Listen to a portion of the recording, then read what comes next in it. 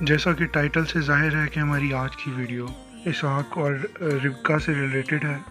اس video میں ہم اسحاق اور ربقہ کے حالات زندگی پر مختصراً گفتگو کریں گے۔ اسحاق ایک عبرانی نام ہے جس کا مطلب ہنسی یا خوشی کے ہیں، جبکہ ربقہ کا عبرانی مطلب ہے ایک گھیرے دار رسی جس سے بچھڑے وغیرہ کو باندھتے ہیں۔ اس کا ایک دوسرا مطلب مضبوطی سے باندھنا بھی ہے۔ Welcome to ancient tales. تمام دیکھنے اور سننے والوں کی سلامتی ہو۔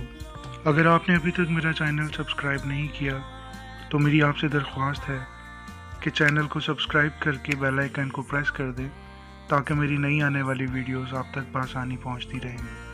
اسحاق ابراہیم اور سارہ کے اکلوتے بیٹے تھے جو ان کے ہاں بڑی عمر میں پیدا ہوئے۔ خدا نے ان کا وعدہ ابراہیم اور سارہ سے کیا تھا۔ اسحاق غالباً پیر شیبہ میں پیدا ہوئے اور ان کی پرورش بھی وہیں ہوئی۔ یہ ابھی لڑکے ہی تھے کہ ابراہیم خدا کے حکم کے مطابق انہیں موریا کے پہاڑ پر قربانی دینے کے لیے لے کر گئے، لیکن عین وقت پر خدا نے ایک مینڈا مہیا کر دیا۔ اس واقعے سے ابراہیم کے ایمان کی پختگی اور اسحاق کی فرمانبرداری ظاہر ہوتی ہے۔ جب اسحاق 40 برس کے ہوئے تو ابراہیم نے اپنے گھر کے مختار الیعزر کو اپنے آبائی وطن حران بھیجا تاکہ ان کے بیٹے اسحاق کے لیے بیوی تلاش کرے، اور اس کا ہاتھ اپنی ران کے نیچے رکھ کر اس سے عہد لیا کہ تو صرف میرے خاندان سے ہی میرے بیٹے کے لیے بیوی لے کر آنا۔ الیعزر کے لیے یہ ایک بہت بڑی ذمہ داری تھی۔ اس نے خدا سے دعا کی اور خدا نے اس کی رہنمائی ربقہ تک کی۔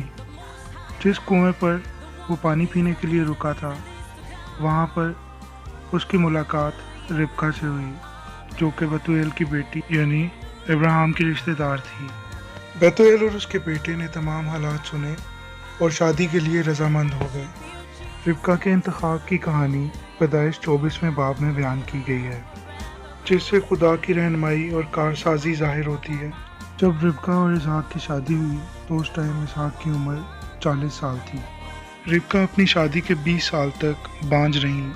اسحاق نے خدا سے اولاد کے لیے درخواست کی اور ربقہ حاملہ ہوئیں اور ان کے جڑواں بیٹے عیساؤ اور یعقوب پیدا ہوئے۔ خدا نے ربقہ کو ان کی الگ الگ راہوں کے متعلق پہلے ہی بتا دیا تھا۔ اس المیہ کے آغاز کے متعلق پیدائش کی کتاب میں پہلے سے ہی ذکر ملتا ہے، جہاں پہ ہم پڑھتے ہیں کہ اسحاق عیساؤ کو پیار کرتے تھے اور ربقہ یعقوب کو۔ اس طرفداری کا نتیجہ خاندانی یگانگت کی تباہی کی صورت میں نکلا، اور دوسرا حادثہ اس وقت پیش آیا جب ربقہ اور اسحاق جرار کے ملک کو گئے۔ ربقہ نے فلسطینیوں کے بادشاہ ابی ملک کو یہ کہہ کر دھوکہ دیا کہ وہ اسحاق کی بہن ہے، جیسا کہ ابراہیم نے بھی ایسے ہی حالات کے ماتحت کیا تھا۔ جب عیساؤ نے ایک غیر نسل کی عورت سے شادی کی تو اس کے والدین بڑے رنجیدہ ہوئے۔ اس کے علاوہ عیساؤ نے دال کے عوض اپنا پہلوٹا ہونے کا حق یعقوب کو بھیج دیا۔ اسحاق ایک زبردست کسان اور چوپان تھے۔ اپنی آخری عمر میں وہ نابینا ہو گئے۔ وہ عیساؤ کو برکت دینا چاہتے تھے، مگر ربقہ کے کہنے پر یعقوب نے ان سے دھوکے سے برکت حاصل کر لی۔ جب یعقوب برکت لینے میں کامیاب ہو گئے تو اس ڈر سے کہ مبادا عیساؤ انہیں ہلاک نہ کر دیں، ربقہ نے ان کو ان کے ماموں لابن کے پاس حران بھیج دیا۔ اسحاق 180 برس کے تھے جب ان کا انتقال ہوا اور کریت اربا میں، جو کہ حبرون میں ہے، دفن ہوئے۔ اسحاق اسرائیل کے بزرگوں میں شمار ہوتے ہیں اور ان کا نام ابراہیم اور یعقوب کے ساتھ آتا ہے۔ ربقہ کی وفات کے بعد انہیں اسحاق کے ساتھ ان کے خاندانی قبرستان مکفیلہ کی غار میں دفن کیا گیا۔ نئے عہد نامہ میں ربقہ کا حوالہ صرف رومیو میں ملتا ہے۔ یہاں پولس رسول فضل کے ذریعہ چناؤ کو بیان کرنے کے لیے اس واقعہ کا ذکر کرتے ہیں جب عیساؤ اور یعقوب کی پیدائش سے پہلے خدا ربقہ سے ہم کلام ہوئے۔ ربقہ بڑی مضبوط قوت ارادی کی مالک تھیں۔